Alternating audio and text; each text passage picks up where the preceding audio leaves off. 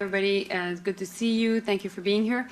I would just first and foremost start by talking about the work we're doing here, and I'll be speaking in French and English. So if you don't have translation, please do so.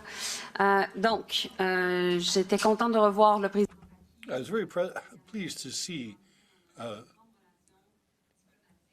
Mr. Faki. We have a very long relationship, and our objectives have always been to make sure that Canada was a reliable partner and sincere at that. And that is the basis of our relationship with the African Union. Justice in Africa, ending apartheid in South Africa, also making sure that we could help fight hunger, AIDS, and also malaria, to build schools and schoolrooms and train millions of Africans all across the continent. And we've been benefiting also a lot from Africa. Why? Because there is a fantastic Canadian-African diaspora of 1.3 million people strong. So we know that we're now in a global security crisis. There are geopolitical tensions with great power competition. It is happening in Africa. And so we want to be able to strengthen our partnership, and we want to be a reliable partner, a sincere partner at the table. I was in Africa back in August. I went to Côte d'Ivoire and South Africa, and was able also to have key conversations about bringing back peace and security in many parts of the continent. Now today, good news, we were able to sign a cooperation agreement with the African Union. The different pillars are peace and security, trade and investments to create good jobs here at home, and also development. This is happening as we're working on a new Africa strategy, which we're all involved in. Minister Ng, Minister Hussen, my parliamentary secretary, also Rob Oliphant. We want to have stronger cooperation with the African Union itself, and also stronger bilateral relationships with many African countries. Alors, on travaille présentement sur une nouvelle stratégie pour l'Afrique. Working on this new strategy for Africa. We are part of the Francophonie and also part of the Commonwealth. Announced $54.4 million to support 3 key initiatives. One that is about peace building and conflict prevention in Sudan. We need to protect civilians. We need to make sure that we're creating the conditions for peace by bringing Sudanese society voices at the table, and also supporting survivors of sexual violence. The second initiative is about counterterrorism and criminal threats, particularly in West Africa. We'll be working out of Morocco, and we'll be working with the UN Office on Counterterrorism and also the RCMP to make sure that we address the terrorism threat not only in Africa but also here, because we know that we need to protect Canadians at all time. And finally, talking about protecting Canadians, our third initiative is about making sure we can address biological threats. We know that they follow no borders, so we will be working with dozens of countries in Africa to make sure that we're putting in place the best practices. Now, as part of our announcements also for our future Africa strategy, it is a pleasure for me to tell you that we will be increasing our presence in Africa, because Canada will be showing Africans how much we believe in the work they're doing and how much our relationship is strong. So we're creating a position of a new special envoy for Africa. We're creating a position also for a new special envoy for the Sahel region. Well, there are many conflicts in the region, and we want to work on peace and security. And finally, we're increasing our diplomatic footprint by opening an embassy in Zambia and in Benin. So these are some of the first deliverables that are part of our new Africa strategy. So thank you so much. And now I'll pass the mic to my friend and colleague, Mary Ng, the Minister of International Trade. Thank you. Thank you very much, Mélanie. It's really terrific to be here with you and with Minister Hussen, and of course our colleagues from the African Union. And And we've already been hard at work.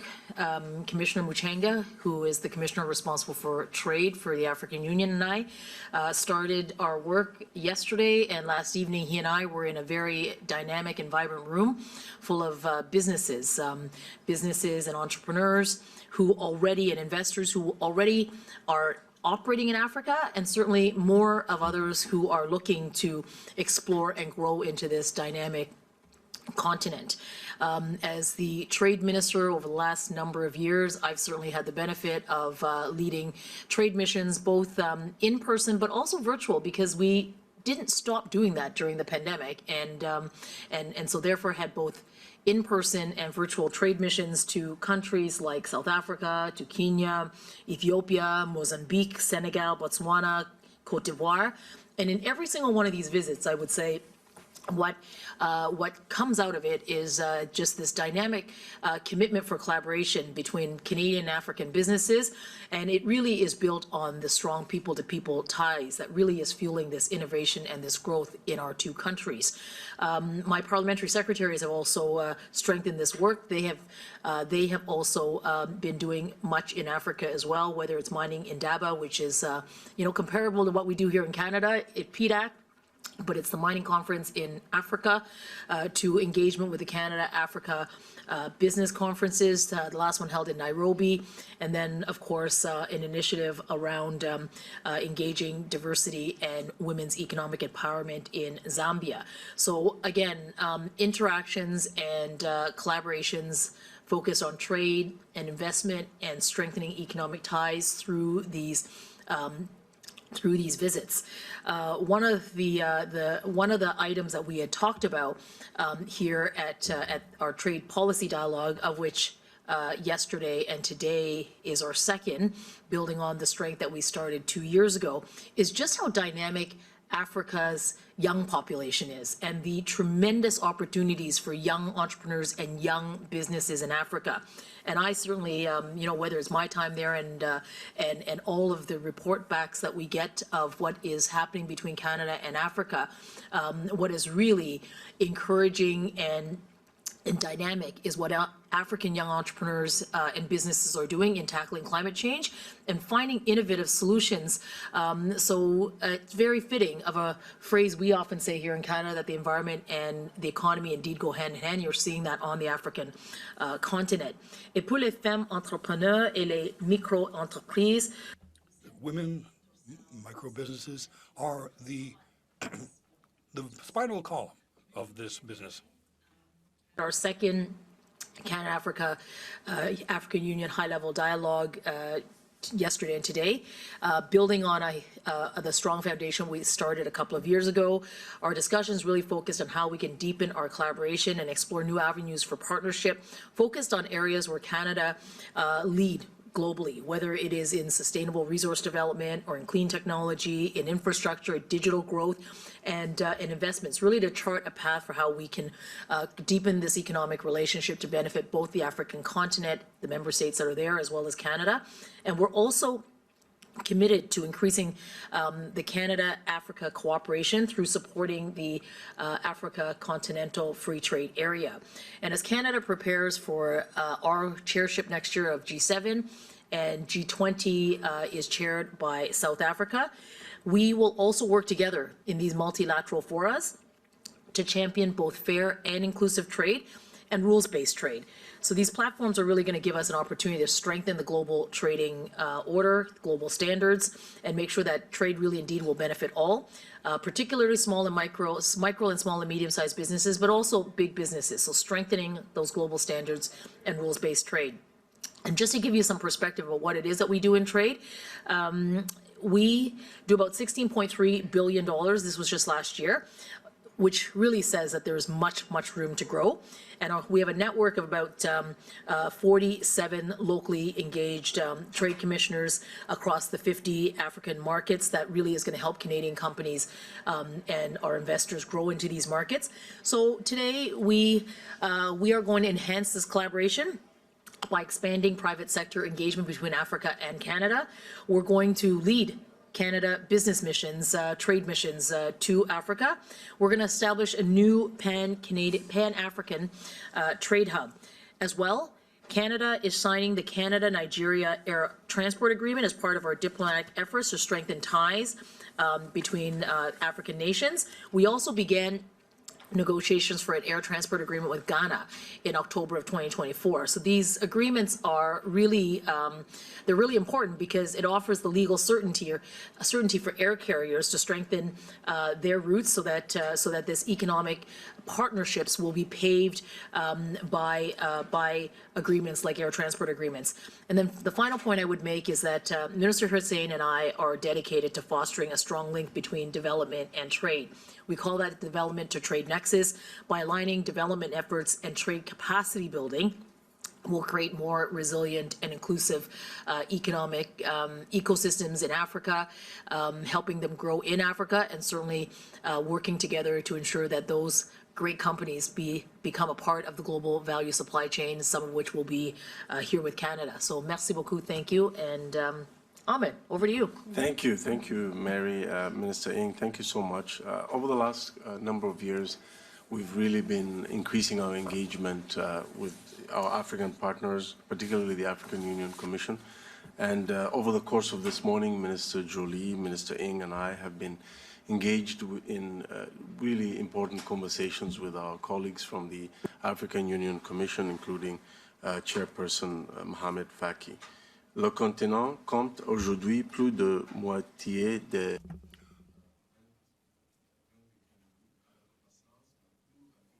20 of these economies have the fastest growth, economic growth in the world.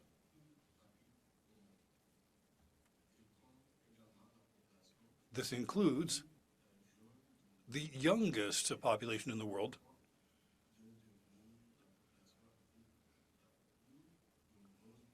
which is about to become the largest labor force. Agenda 2063, there is a laid out blueprint for sustainable and inclusive economic growth. If you look at that plan, a lot of it is similar to Canadian priorities, our government's priorities.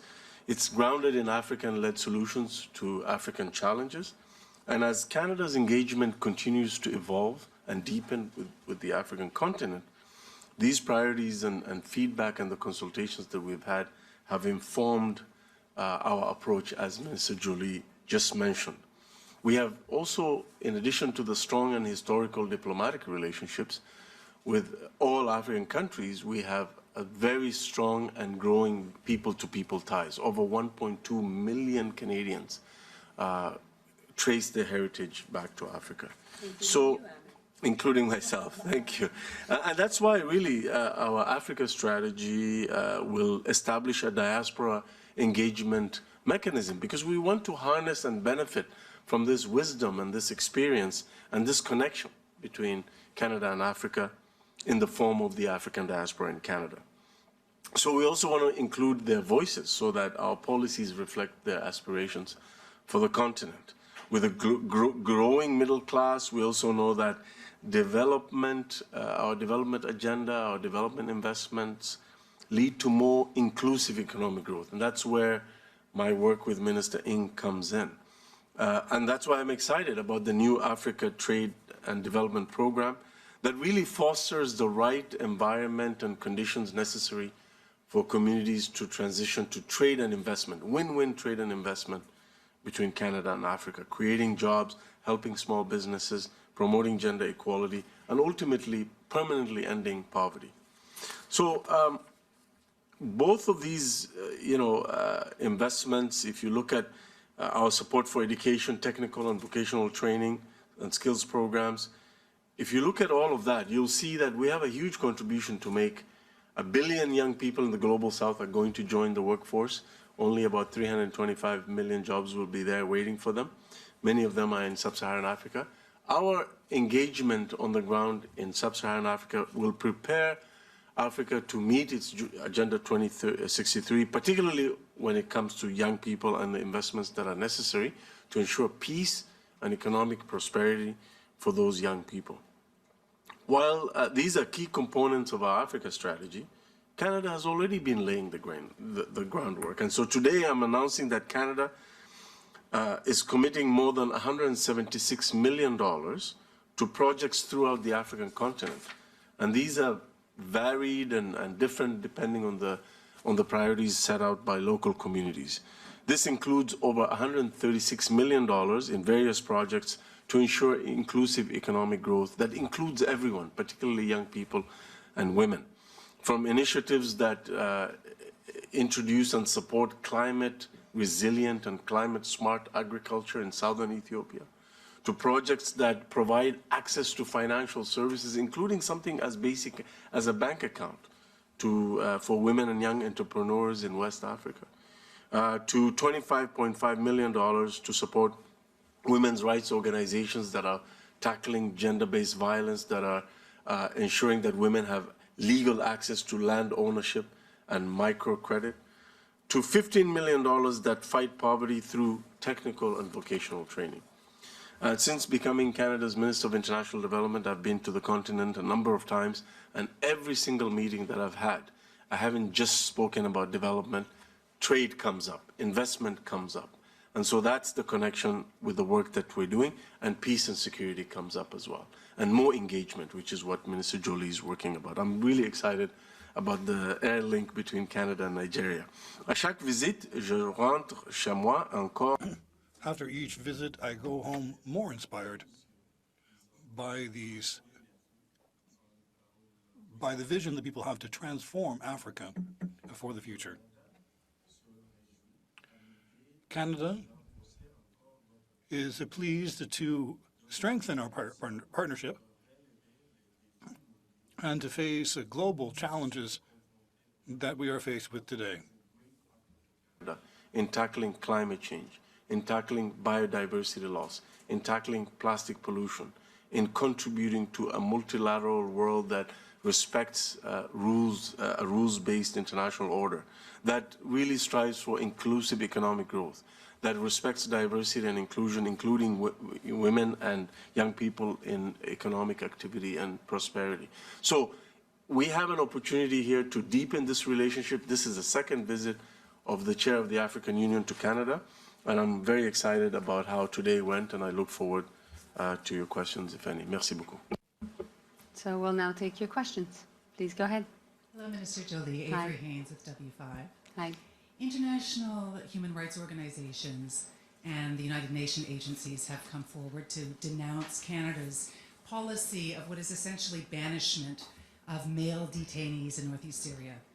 Counterterrorism experts, U.S. Secretary of State, and Kurdish officials are urging governments to bring their male detainees home, repatriate them, put them on trial. That it's a ticking time bomb there. 10,000 suspected ISIS militants in one area, that governments like Canada need to bring those people home. Why has Canada not repatriated its male citizens? So first and foremost, we've taken an approach that is based on the recommendations of our police forces and intelligence authorities. And so based on the best information we have, our goal is always to make sure that we can first and foremost protect Canadians and of course abide by our constitutional obligations. Now, we know that this is an issue that we've been able to work on because based on the recommendation also of many parliamentarians, we brought back all the children, and also our goal was to bring back all their mothers. And so this was something also very close to my heart because I thought that was fundamental that children be back to Canada because they have nothing to do with the decisions of their parents to go and join ISIS. And finally, I must say that we've been indeed working with many countries, but contrary to what you're saying, many countries have not taken the decision to bring them back. So our goal is to make sure that we'll continue to work with the Five Eyes, which have taken a principled approach when it comes to the risk that that poses to their own citizens and our own citizens. Is this a case of this being an issue that is just too politically radioactive? No one wants to be the government that brings home suspected ISIS members who have never had access to a lawyer, who have never been charged for the crime, and who are being kept in deplorable conditions? I think that for me, what was clear is that we need to take care of the children and take care of their mothers. And basically, based on that, we took a very courageous position, which was that we would bring these Canadians back home. Now, I'm willing to work with human rights organizations. I'm willing to be able to hear them on that. But fundamentally, I also want to make sure that Canadians are always protected. And so when you decide to join ISIS and you leave the country and you go on the other side of the world, well, then you have to bear responsibility for your decisions. So just to follow up on this, because the U.S. Secretary I'm sorry, of State you've did- taken Next question, two please. questions. Thank you. Catherine Brulotte de Radio-Canada. Allô, Ma question Catherine. est sur le projet de loi. D'abord, le Sénat pense que Yeah, her microphone is not connected, so we're not able to hear the question.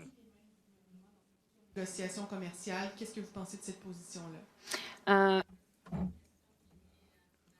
I think this is more a question for my colleague. No mic. Si, mais le micro. The microphone wasn't No, working mic for is us. not working.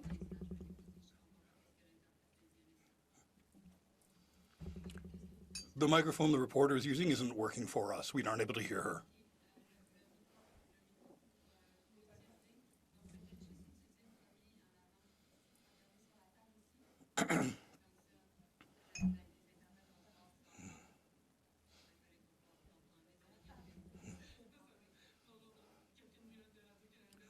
I'm Catherine from Radio-Canada, talking about the bill on the supply chain that ties the hands of the government in its future negotiations. What do you think of this position?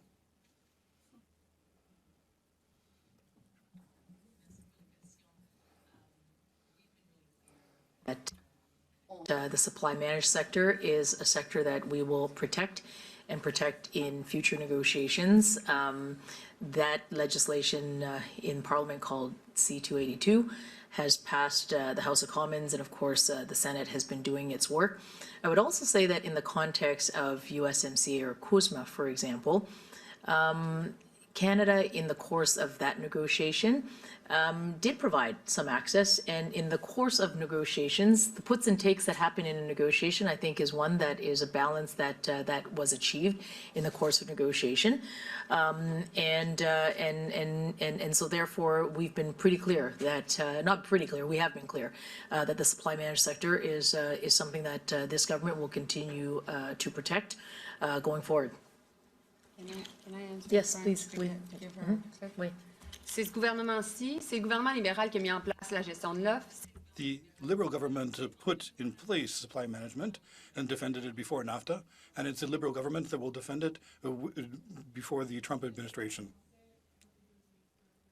Joly, mais les sénateurs ont amendé le projet de loi pour qu'il ne s'applique pas aux traités qui sont existants, un amendement qui pourrait le rendre caduc. En gros, Madame la ministre, est-ce que vous pensez que cet amendement-là devrait rester ou pas? There were- I can address the question to you as well, No, but but you have to, Catherine, faut que t'ailles. je peux le dire en anglais. Yeah, go ahead. So the senators have amended the project so it would not apply to treaties that would render this project. You, yeah. So do you wish that this amendment goes forward or not? Well, we just got the amendment, and I think I can stand very, very clear with the government's position in the legislation that we supported and passed in the House of Commons, and that is that we will support the supply management sectors in Canada.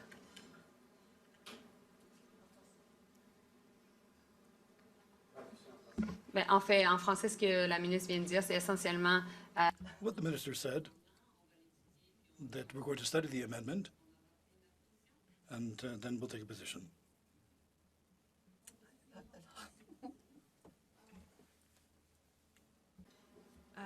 What are you going to do to avoid The global 10% tariff Trump has promised on all imported goods, will you retaliate with your own tariffs?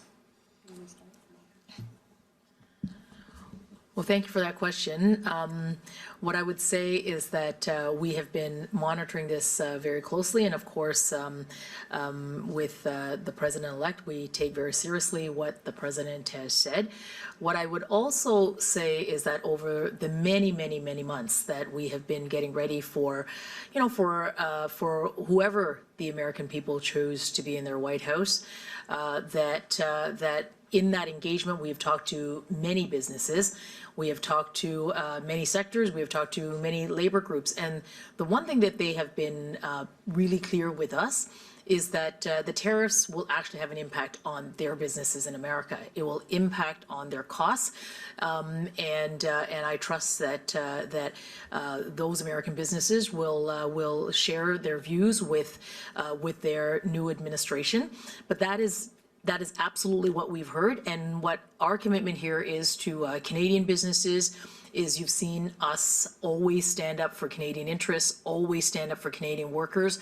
That won't change. We will continue to do that. But I also know that in so much of the work that we have done with American businesses, this supply chain is so integrated between Canada and the United States.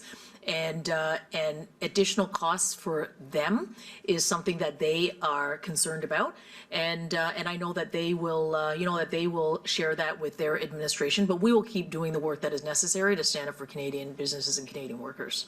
If I can add to that, like Mary just said, we will always stand up for Canadian workers and jobs. We've done that in the past, and that's why in the context of the first call between President-elect Trump and Prime Minister Trudeau, they were able to refer to the success of the renegotiated NAFTA, and also the fact that we needed to work together on protecting jobs and our supply chains in a context where it's our national security that is at stake. So even more than during Trump 1.0, now with the second administration of Trump, the fact of making sure that we protect our national security while protecting jobs at home will be key. Dans le contexte de, bon, le Premier ministre.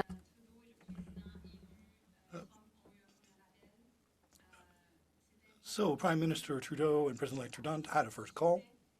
They talked about the success of the new NAFTA agreement that we have. We were able to defend Canadian jobs across the country. What's different this time?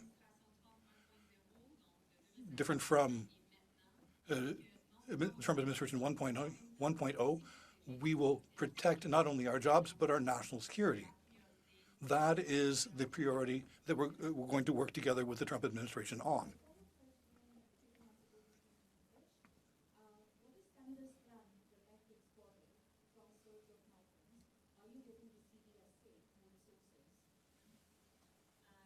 Question. It's an important question. Of course, as we were preparing for the elections, like Mary mentioned, we were definitely looking at what would be the different scenarios depending whether Trump would be elected or Harris would be elected.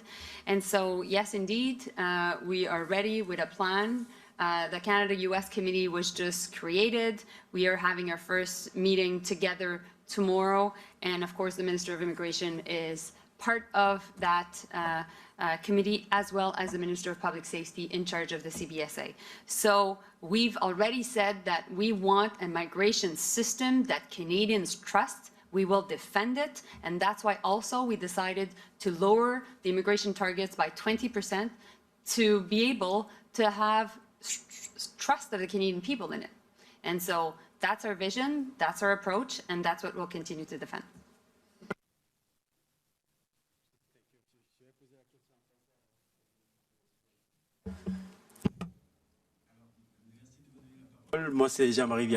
Thank you for allowing me to ask my question. We're based in Ottawa, and I'll take you back to the African context. This is the second time that you've organized this high-level dialogue.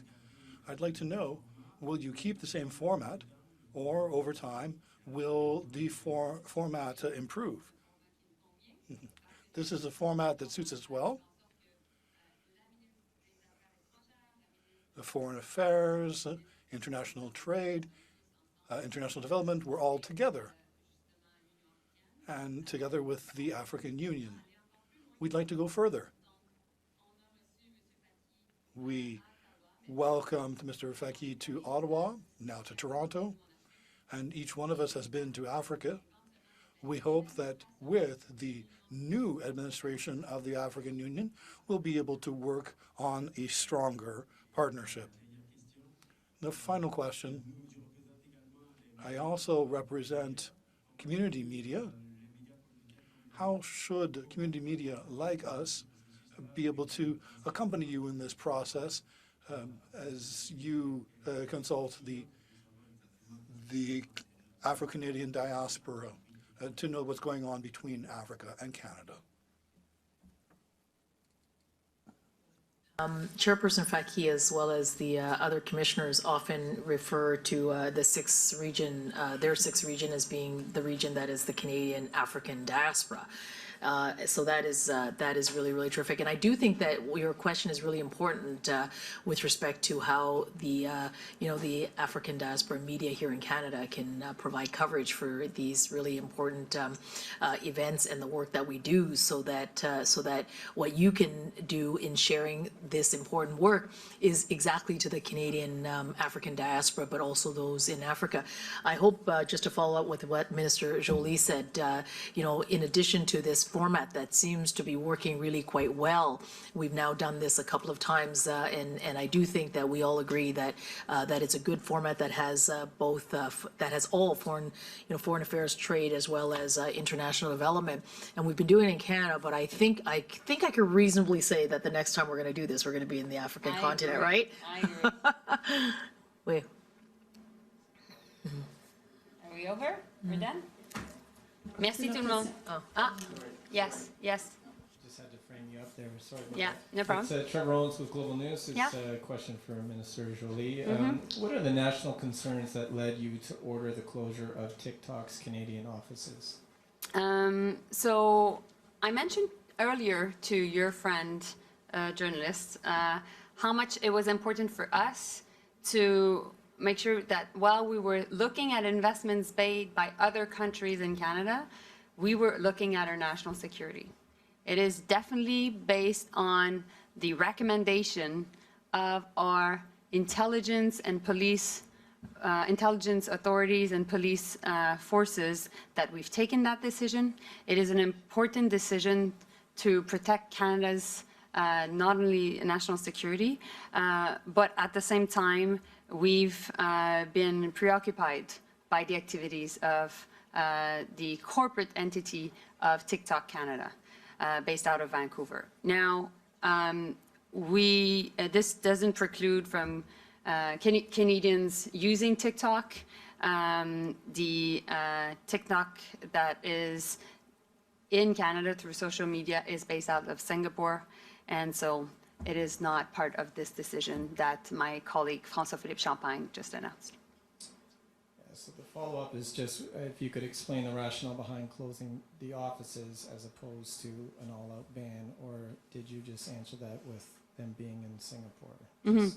Well, we have authority on what is going on in Canada and the assets of TikTok in Canada, and that's why we took that very important decision, sending a message also to China. This concludes the press conference for today. Thank you very much. Ceci conclut la conférence de presse aujourd'hui. Merci.